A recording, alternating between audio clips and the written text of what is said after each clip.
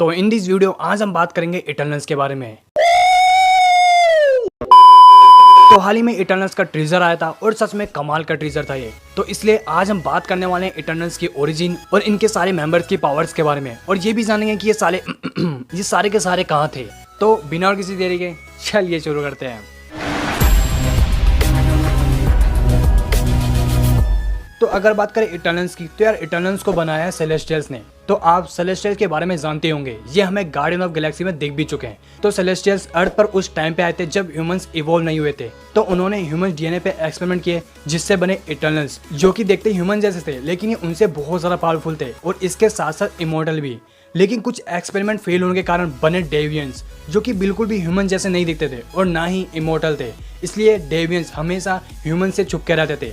तो इसलिए डेवियंस और इटर्नल्स के बीच फाइट होती रहती थी। लेकिन इस बार इटर्नल्स के दो बंदे क्रोनोस और यूरेनस के बीच में फाइट हुई, जिसमें यूरेनस हार गया और वो अपने साथियों के साथ चला गया यूरेनस पर, और ये वहां जाके अर्थ पे दोबारा अटैक करने की प्लानिंग करने लगे। तो जब ये अर्थ पे अटैक करने के लिए निकले तो इन्हें रास्ते में क्री वाले मिल गए। इन्हें आप जानते हैं, ये हमें दिख भी चुके हैं कैप्टन मार्वल मूवी में। तो क्री वालों ने उन पर एक्सपेरिमेंट किया जिससे बने इन ह्यूमंस, और शायद से हमें आगे जाके इन ह्यूमंस भी दिखे।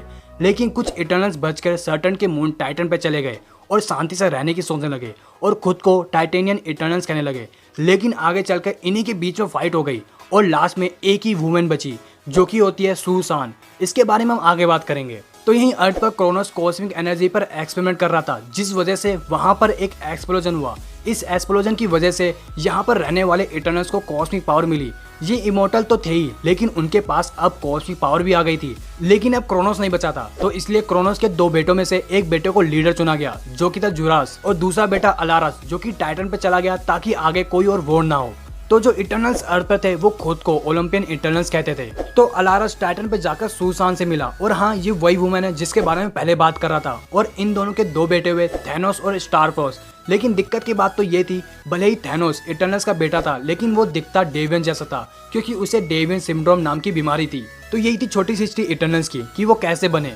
और देखा जाए तो टाइटन में रह रहे बंदे वो भी एक तरह से इटर्नल्स ही है। तो अब इन सब की पावर्स के बारे में बात करते हैं कि किसके पास कौन कौन सी पावर है।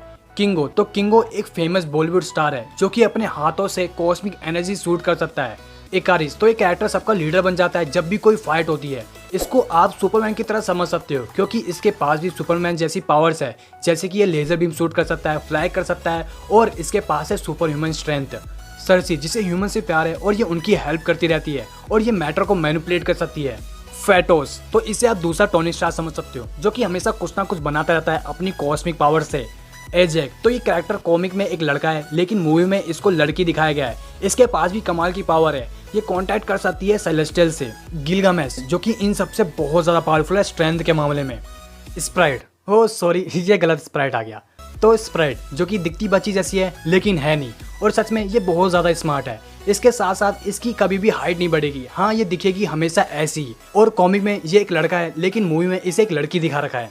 ब्लैक नाइट, तो बेसिकली ये एक इटर्नल नहीं है, लेकिन फिर भी ये बहुत पावरफुल है, जो कि अपने पास मैजिकल स्वॉर्ड रखता है। मकारी, आप इसको डीसी का फ्लैश समझ सकते हो, क्योंकि इसके पास भी फ्लैश की तरह सुपर स्पीड है। थीना, तो अगर बात करें इसकी पावर की, तो ये वेपन को क्रिएट कर सकती है अपनी कॉस्मिक एनर्जी से, जो कि सच में बहुत ही कमाल है। और लास्ट कैरेक्टर ड्रूग, जिसकी किसी से नहीं बनती, और इसके पास माइंड को कंट्रोल करने की पावर है, और सबको लग रहा है कि यही मेन विलन हो सकता है। तो अब बात करते हैं कि आखिरकार ये अभी तक सामने क्यों नहीं आया। मतलब कि मार्वल तो यही कह रहा है कि इटर्नल्स 7,000 सालों से अर्थ पर रह रहे हैं, लेकिन फिर भी अर्थ पर कई बार खतरे आने के बाद भी ये सामने नहीं आए। जैसे कि जब लोकी आया था, या फिर जब अल्ट्रॉन ने पूरे के पूरे सिटीज को हवा में उड़ा दिया था। चलो मानते हैं कि उनके लेवल का खतरा नहीं था, लेकिन जब थैनोस ने आधे यूनिवर्स को धूल में उड़ा दिया था, जब ये कहाँ पर थे। वैसे देखा जाए तो थैनोस तो इनका कजन भी था, लेकिन फिर भी ये सामने नहीं आए। वैसे इन पे कई सारी थ्योरीज बनी है कि आखिरकार ये थे कहाँ पर। और वैसे यार मूवीज में पता चली जाएगा कि आखिरकार ये कहाँ मर रहे थे। और जैसे कि सब बोल रहे हैं कि मार्वल को एक वैलिड पॉइंट देना होगा कि आखिरकार ये थे कहाँ पर, और मुझे लगता है कि हाँ, मार्वल एक वैलिड पॉइंट देगा, क्योंकि यार आखिरकार वो मार्वल है, और शायद से इस बार खतरा इटर्नल्स के लेवल का होने वाला है, और इसलिए शायद उन्हें सबके सामने आना पड़े। तो हाँ गाइस, आज की वीडियो में बस इतना ही। वीडियो कैसी लगी यार कमेंट में जरूर बता देना। अगर वीडियो अच्छी लगी तो वीडियो को लाइक जरूर कर देना, चैनल पे नहीं हो सब्सक्राइब कर देना ऐसे सम कंटेंट के लिए, क्योंकि हम ऐसे ही सुपर हीरोज और वर्सी वीडियो लाते रहते हैं। तो हाँ गाइस, अगर आपको मुझसे बात करनी है या फिर आप मुझे कोई क्वेश्चन पूछना चाहते हो, तो हाँ, आप मुझे इंस्टाग्राम पे कांटेक्ट कर सकते हो, और यार फॉलो भी कर देना। तो गाइस अब मिलते हैं अगली वीडियो में, जब तक के लिए गुड बाय।